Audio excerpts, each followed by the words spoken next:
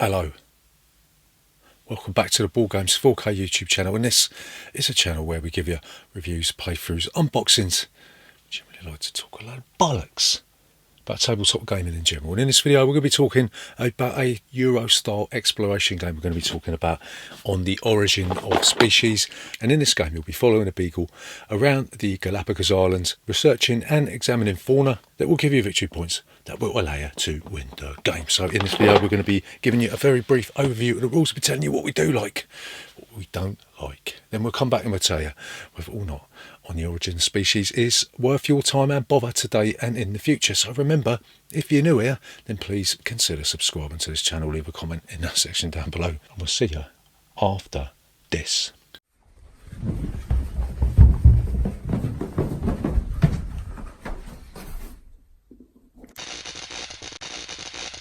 Boardgames 4K. So, on the origin of species, how do you play this game?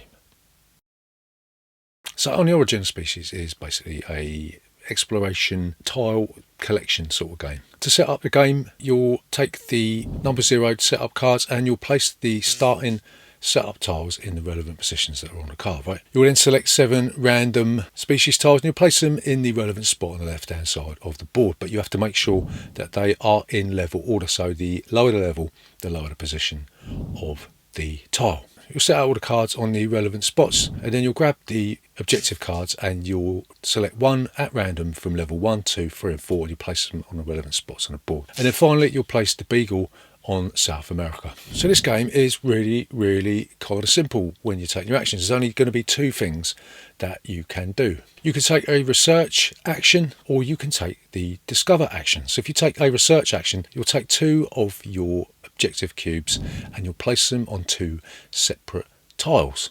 That's all you're going to do. So if you take the discover action, then you will select tile from the display and you'll look at the cost of the tile. So you have to pay a certain number of leaves, which indicates land. You'll have to pay a number of jellyfish, which indicates water.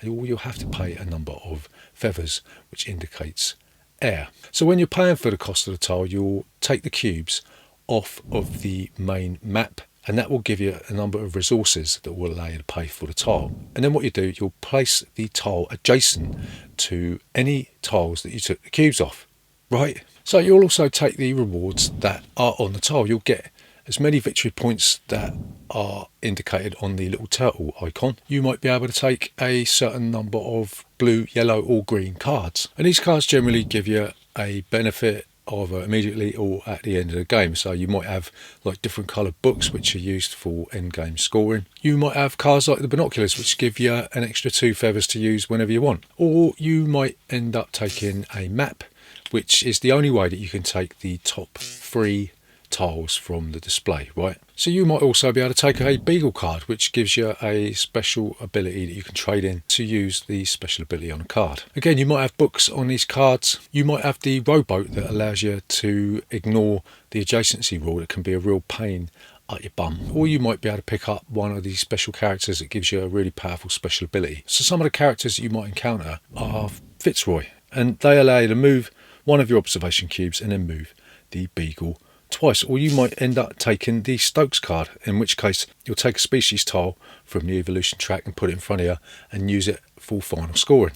Or you might end up taking Matthews, and this allows you to place 2 observation cubes on different tiles where an opponent has cubes. So these cards are very powerful, the character cards, and if you manage to get the map, then that does unlock the extra 3 tiles that are generally more powerful than the others. So there's also the possibility of replacing a species tile if you can't place it in open spaces. And the way this works is you'll have to remove a tile that is of a lower level than the one you're placing down. And if there's any of your opponent's cubes on the tile, then they will get that many victory points for doing so. So finally, once you've placed the tile down, you look at the reward. You'll look at how many spaces the beagle is going to move, and when you get to one of the anchors, no, I didn't say that word, then you'll do a bit of scoring. So some of the scoring cards is the navigation expert, and these cards will reward points to the player who has advanced the beagle onto the objective marker. Or you might have the local expert cards, and they will award points based on the number of observation cubes each player currently has on the species tile surrounding the objective marker. And that's so much of a mouthful that I may as well have stuffed a hot dog in my gob. So when the beagle reaches the level 4 objective card, then the game will be over. You do a bit of final scoring. For each species tile that you have in front of you, you'll get a point. For each species tile that you have cubes on, you'll get a point. You'll look at the number of book cards, and then you'll look at the level 4 objective card, and you'll get a certain number of points based on how many sets you got. And the player with the most points will be the winner of On the Origin of Species. So what do we like about On the Origin of Species? So the first thing that we really like about this is the way that the game is set up with a variable play style. It's really good that you're going to be drawing a card to set up a random placement of the starting tiles, because if these tiles were baked into the board, then you would know the exact location of where the game is going to expand from. If you add to this the variable nature of where the scoring phases are going to take place, then it's very, very difficult to anchor down a strategy for this game. So the second thing that we like about On the Origin of Species is that you're going to have to plan ahead in order to get the tiles into the right spots. Not only have you got to make sure that you get your cubes onto the right tiles, you've also got to make sure that you do it at the right time so that somebody else isn't going to see what you're trying to do and then nab the tile that you were going to place. You also got to be careful that if you load too many cubes onto a tile, that another player isn't going to see you doing that, and then they're going to replace that tile and throw your cubes off. Okay, you're going to get victory points, but where you're only going to be placing 2 cubes each turn, it's going to take you a long time to get back from that. So there's an adequate amount of forward planning in this game. So the final thing that we really like about On the Origin of Species is that the hidden endgame scoring, where you're going to be scoring books and also tiles that you got on the board, you're never really going to know who has won the game right up until the last moment. And every time we've played this, it's been very, very close up to the final scoring, and then somebody generally pulls away, and it's always close. We said it before, we'll say it again, that this sort of hidden final scoring reminds us of the farmer mechanism at Carcassonne, which provides an edge of the seat tense moment when you're counting up those book cards. So what don't we like about On the Origin of Species? So the first thing and the biggest thing that we don't like about this game is that scoring the species tiles can be very, very frustrating, because say you've got 2 cubes on a tile and then you've got multiple symbols on the tile, you've got to hold a number in your mind and then try and figure out how many symbols you are going to get, right? And there is a tendency for people to take cubes off of the tiles to make this easier, but if you do make a mistake with that, then you're going to have to put the cubes back. It's going to be very difficult for you to remember where you have taken them from.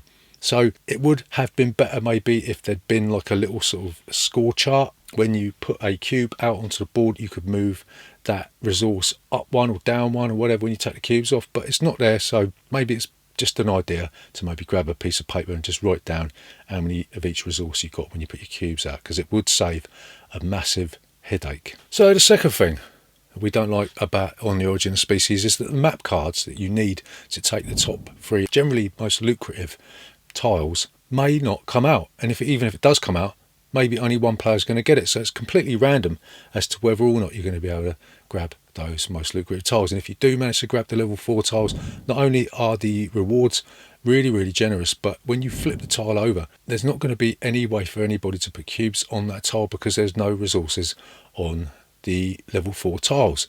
So if you don't end up getting a map card, I'd say you're generally at a disadvantage. So the final thing we don't like about On the Origin of Species is that at the end of the day, this game is just pushing cubes around a board, and it sort of stinks of something that sort of came out maybe in 1999 maybe. So is it a little bit dated? Probably. So to summarise, is On the Origin of Species worth your time and bother today and in the future?